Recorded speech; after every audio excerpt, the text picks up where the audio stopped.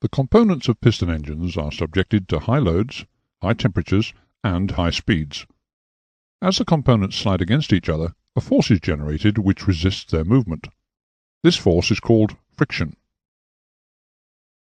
The friction produced will increase as the load on the components, their temperature, and the speed at which they are rubbing together increases. The fact that the components rub together also produces wear, which is evinced by the partial loss or destruction of the metal components. Both friction and wear can be reduced by preventing the moving surfaces coming into contact, by separating them with a substance which has lower frictional properties than the component parts.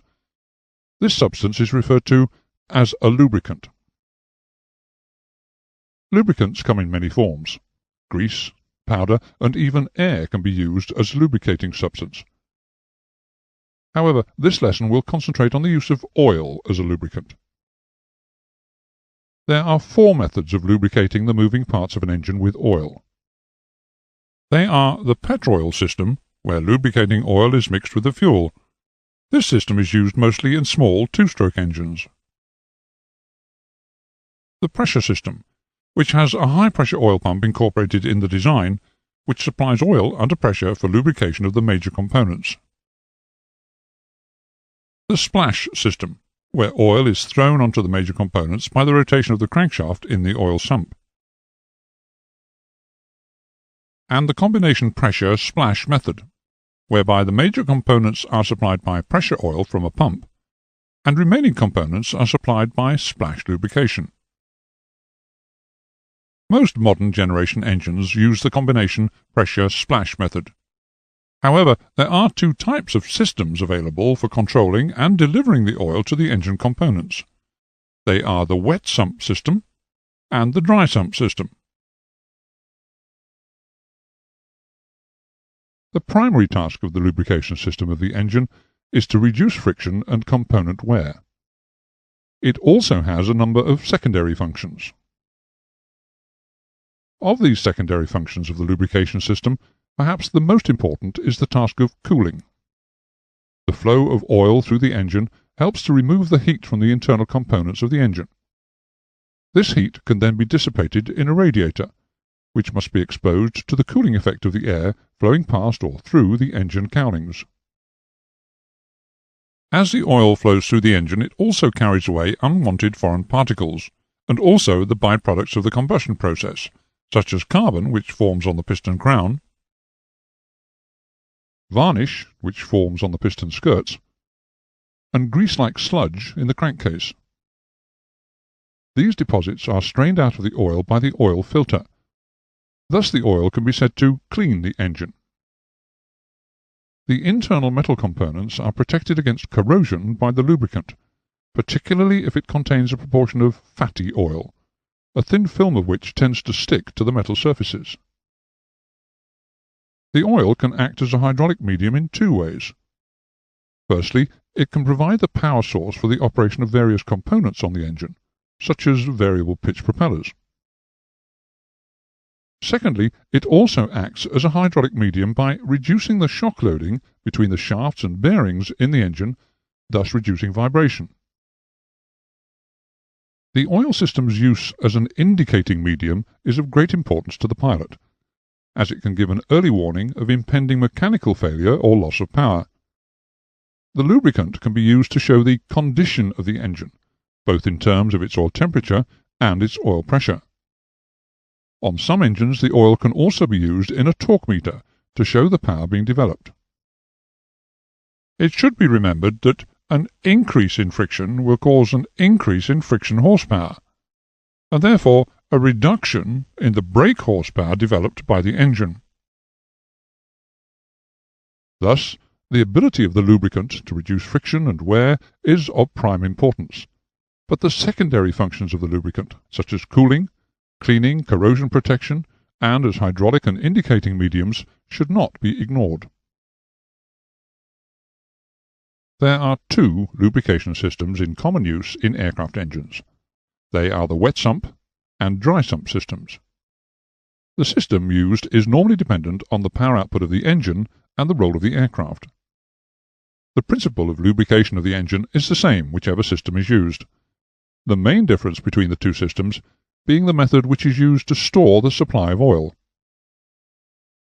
Most light, non-aerobatic aircraft engines use the wet sump system. In this system, the oil is stored in the bottom or sump of the engine. This method simplifies the construction of the engine, but it has a number of disadvantages. The first of these disadvantages is that lubrication difficulties arise during aircraft maneuvers. The oil enters the crankcase, is flung around by the revolving shafts, possibly causing both over- and under-oiling of the engine, inverted flight being a particularly hazardous undertaking for the wet sump engine. Of the heat energy available in the fuel, up to 25% is wasted as cooling losses. Of this, up to 10% is removed from the engine by lubricating oil. As it's stored within the hot engine casing, the temperature of the oil is difficult to control. The oil becomes contaminated and oxidizes more easily because of the continual contact of the oil with the hot engine. For instance, a plain hydrocarbon oil, under the conditions of high temperature which it will endure inside the sump, will start to crack or break down, and also combine with some of the free oxygen remaining from the combustion products.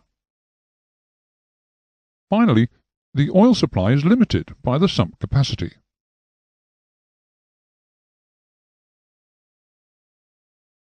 The dry sump system overcomes these problems by storing the oil in a remotely mounted tank. As previously stated, the principle of oil supply is the same for both wet and dry sump systems. Both use the combination method of pressure and splash lubrication, after which the oil is returned to the engine sump by gravity. In a dry sump system, however, one or more scavenge pumps return the oil from the sump to the tank, to prevent flooding of the engine sump. The arrangement of the oil systems in different aircraft engines varies widely. However, the functions of all such systems are the same. A study of one system will clarify the general operation and maintenance requirements of other systems. The principal units in a typical reciprocating engine oil system includes oil filters, pressure and scavenge pumps, oil cooler, oil pressure and temperature gauges, plus the necessary interconnecting oil lines, and, in the dry sump engine, an oil tank. All of these components are shown here. This diagram illustrates a dry sump system. Remember, the oil tank would not be necessary in a wet sump system.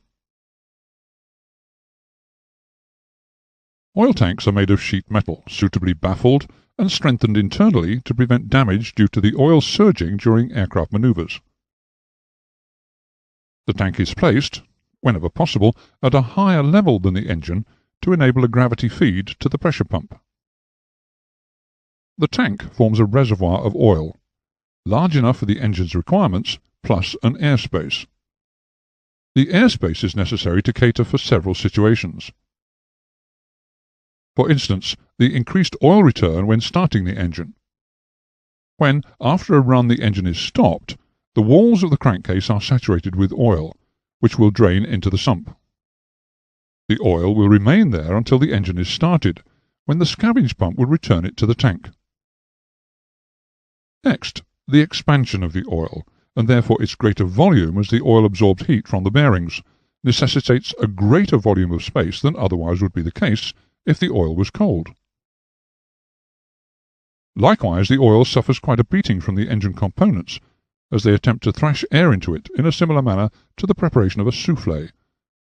This aeration causes the oil to froth, which greatly increases its volume.